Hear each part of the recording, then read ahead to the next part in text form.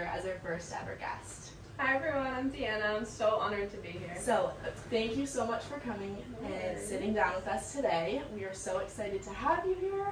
I want to give you the opportunity to tell us a little bit about yourself and your personal journey. Yeah, so I'm a fourth year marketing management student here at the university. I'm also in co-op, so I'll be here for a fifth year. But I've been running not my whole life, I've been dancing my whole life, and then I've been running a few years ago. I started with a half marathon and then I did a marathon this past year.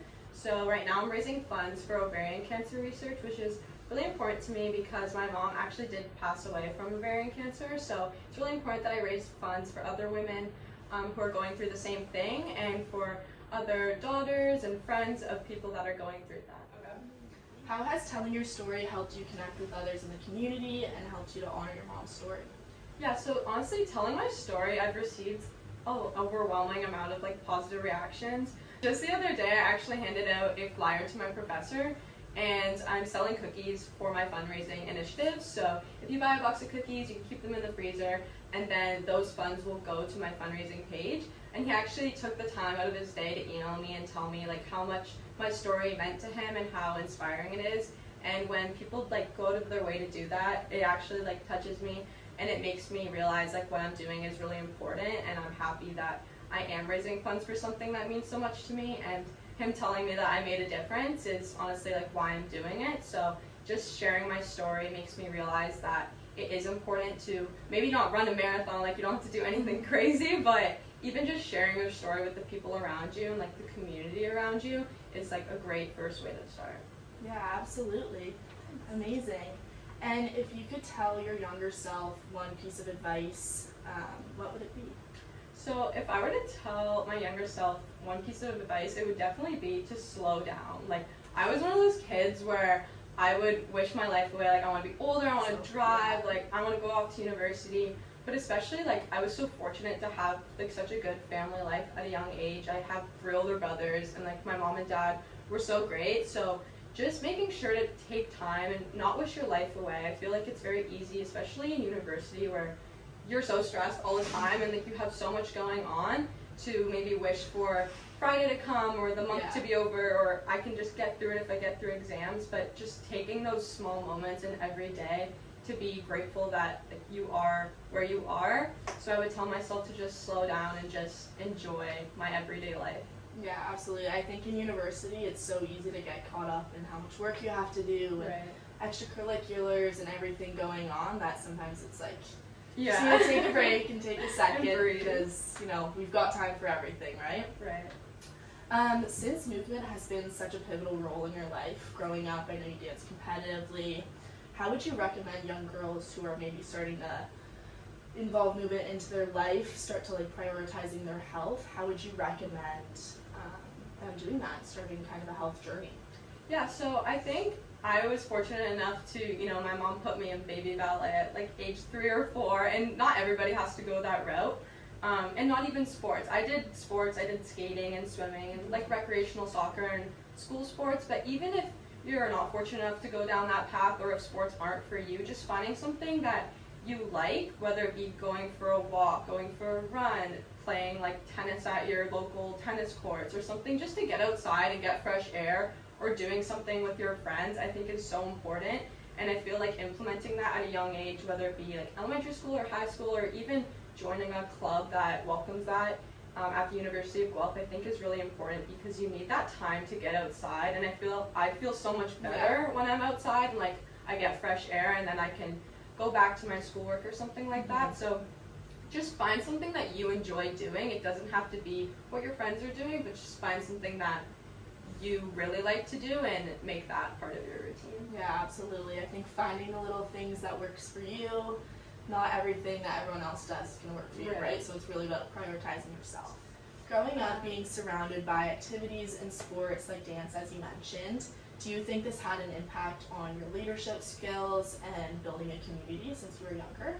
Yeah, so I think being a part of dance and being a part of a team sport was really pivotal in my life, because it taught me a lot about leadership skills, but also being collaborative within a team. So not only looking out for yourself, but being like holding yourself accountable for your team members, I think is really important because you're part of something bigger than yourself, and that's something I think that has followed me throughout my life, whether it be even with running. It's very independent. Like, I'm out there mostly by myself, even in my training, like it's just me.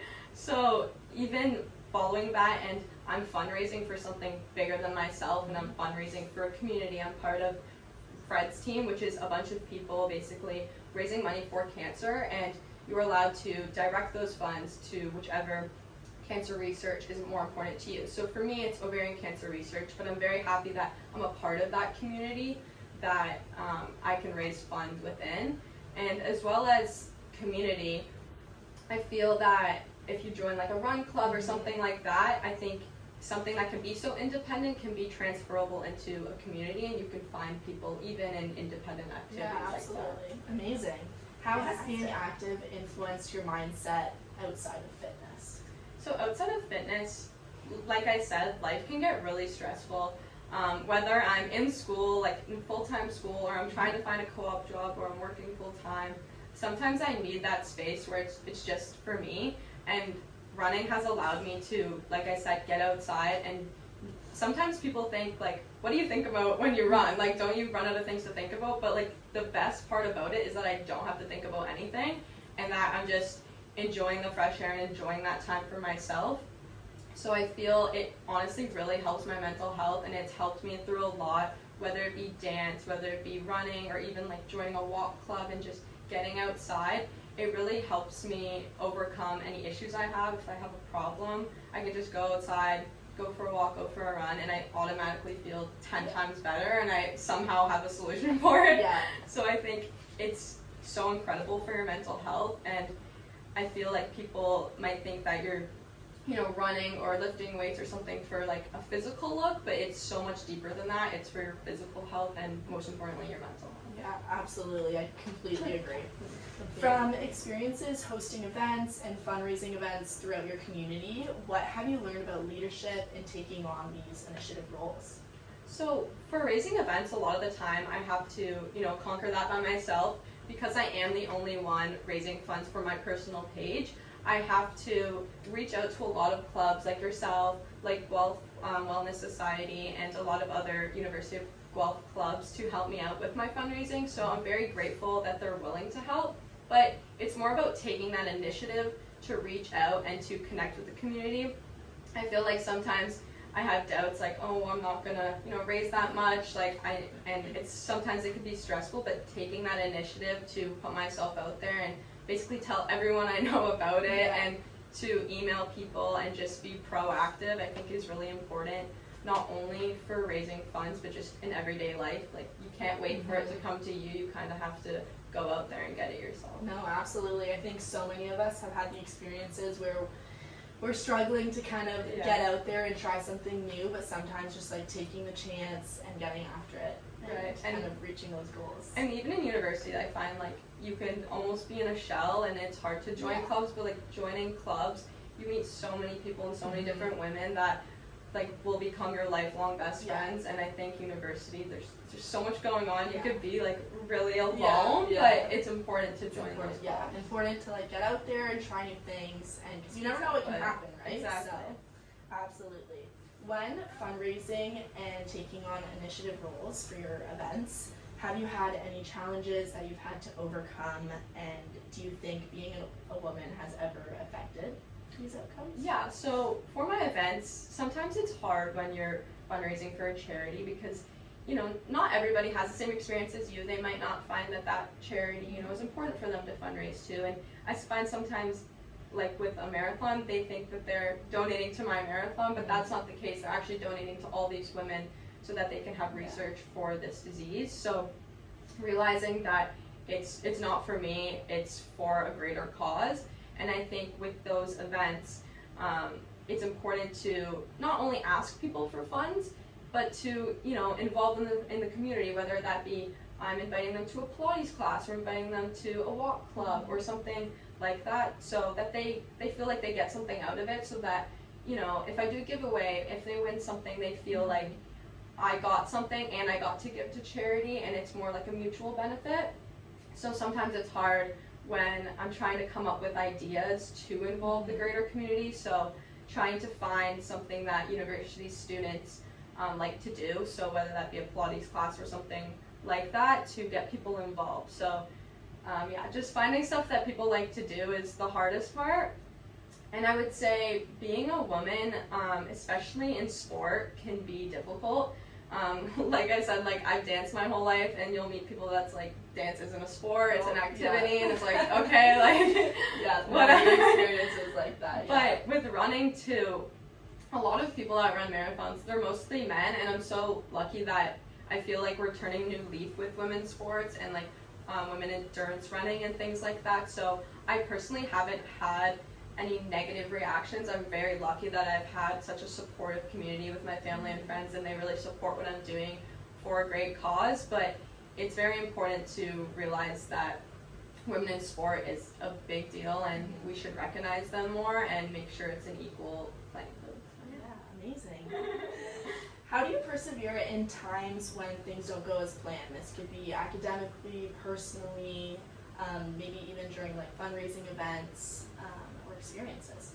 Yeah, so perseverance is a big one for me. I think knowing that everything happens for a reason is really important to me, because sometimes you can get down on yourself when things don't go exactly as planned. Like if you're a type A person like myself, like I like things to be in order, and if they don't go my way, sometimes you can really get down on yourself. But to know that everything happens for a reason, and you're going to get a lot of no's before you get a yes, whether that be for a job interview, for my fundraising, like I said, like some people don't want to be a part of it, and that's okay. But to not let that get you down and to build resilience is really important, and I think you can take that anywhere in your life to just remind yourself to keep going, and that things happen for a reason and they make you stronger.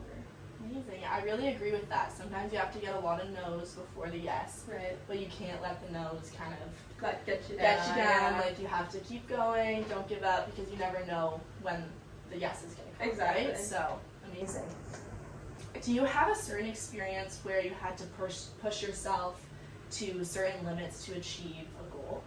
Yeah, so I would say for my first marathon this past May in Toronto, it was in the springtime, so my training actually started in December and January, which is like the coldest months in Canada. So there were times where I'd have an 8:30 a.m. class or a job to get to, and I would have to wake up like at the crack of dawn and put on 3 layers of pants and like 2 sweaters and like 4 hats, like something crazy. But to get out there when it's really cold and when you really don't want to do something, and it's not even just about like workouts and physical, even mental. It's for me, it's always mental. It's like, oh, I don't feel like doing this, but making sure that you're still holding yourself accountable, and that's how I get to a point where I feel like I've been successful.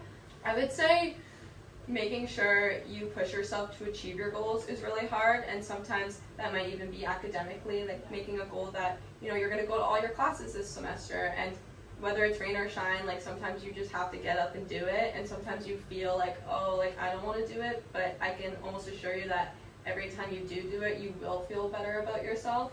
And it doesn't matter if it's a bad workout, if it's a bad day, like you still got up and you still did it. And you should be proud of yourself for pushing yourself to those limits. Absolutely. I think sometimes we all think that motivation is going to get us where we need to go, Right. but a lot of the time it's discipline, right? Exactly. You're not going to wake up on the right side of the bed all the time. Exactly. Sometimes we just have to discipline ourselves and get after it. Exactly. Not just motivation. I totally agree. Yeah, it can't just be motivation. It has to Yeah. be perseverant and discipline, like you said. Exactly. For those looking to tell their story to inspire others and connect with others, how would you recommend or encourage those?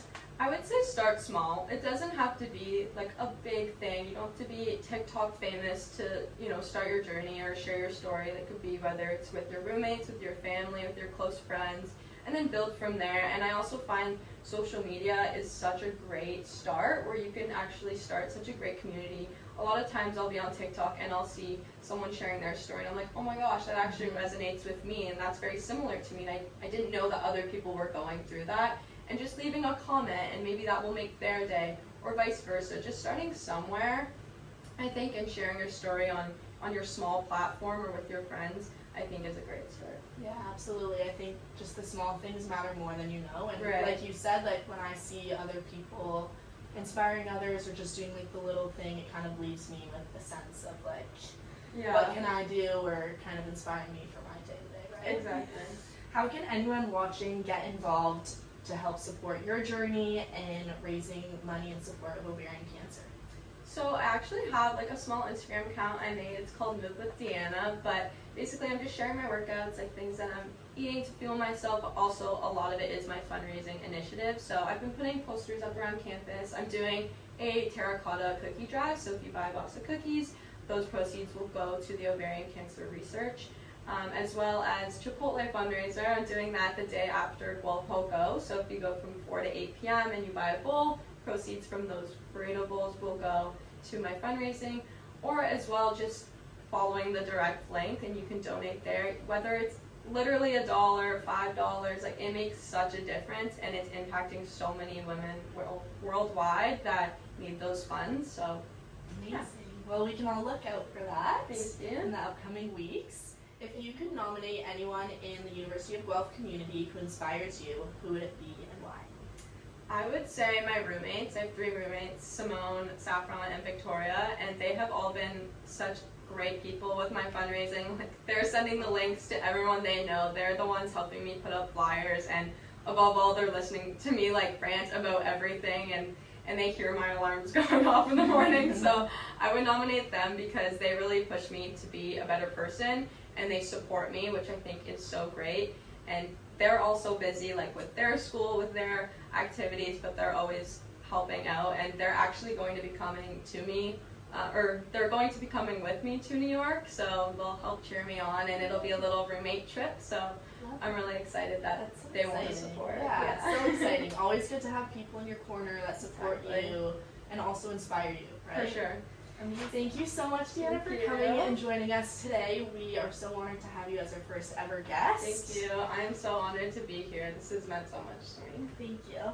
And we want to let you guys know to keep an eye out. Every month we will be having a new woman come onto our YouTube channel for our Inspiring Women series, so keep an eye out.